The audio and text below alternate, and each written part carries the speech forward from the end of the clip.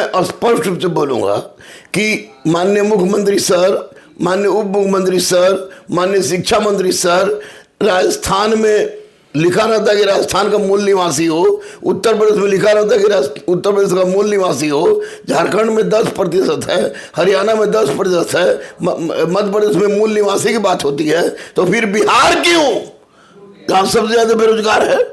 और सबसे बड़ी बात आपको बता दें कि जितने यूपी और बाहर वाले लोग आ रहे हैं वो आ रहे हैं, सीट खा जा रहे हैं, और फिर यहाँ तो रिजाइन पर रिजाइन शुरू हो रहा है। केंद्रीय विद्यालय में हो गया, यहाँ हो गया, वहाँ हो गया, यहाँ हो गया। बिल्कुल हकीकत बात है, अपने घर खाना नहीं बाहर करा रहे, भोज हो रहा है। इसलिए मैं आह्वान करता हूँ माननीय मुख्यमंत्री से, माननीय उप मुख्यमंत्री से कि सर अब समय आ गया है डोमिसाइल नीति लागू करने के लिए।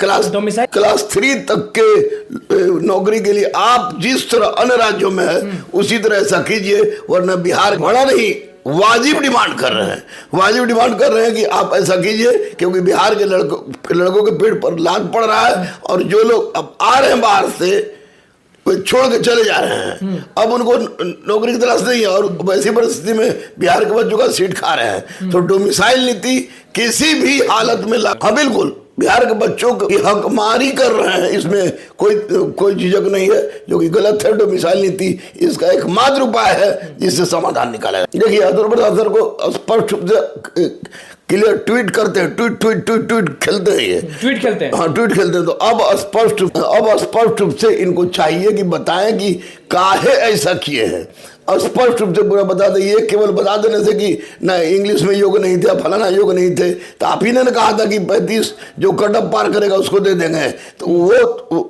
उस पर स्पष्टीकरण दें। दूसरी सबसे बड़ी बात कि यूपी के लड़के लगातार यहाँ से रिजाइन मार के भाग रहे हैं, तो लगातार रिजाइन मार के भाग रहे हैं। 4700 क्यों बोला था, 2773 क्यों दिया, और आपने जो कहा था कि जो कट ऑफ पार करेगा उसको हम दे देंगे, तो उस पर जवाब दीजिए। और डोमिसाइल नीति की मांग में देखिए मुन्ना भाई का पकड़ाना आम बात है, ये शुरू से पकड़ाते रहे हैं, पकड़ाते रहेंगे, कोई नहीं रोक सकता है। ये पकड़ाना ही इनका बहुत पकड़ा गया तो बहुत अच्छी बात है।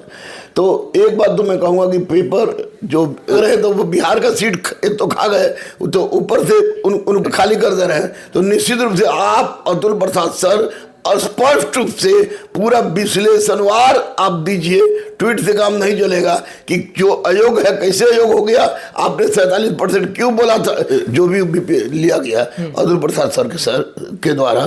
तो पेपर निश्चित रूप से एक कंसेप्चुअल जो होनी चाहिए गरिमा के अनुसार उन्होंने SCRT और NCRT को आधार बना के पेपर लिया। पेपर में लेने में, परीक्षा लेने में किसी तरह की कोई गलती नहीं है, सारी की सारी उलझने आपको रिजल्ट के बाद है।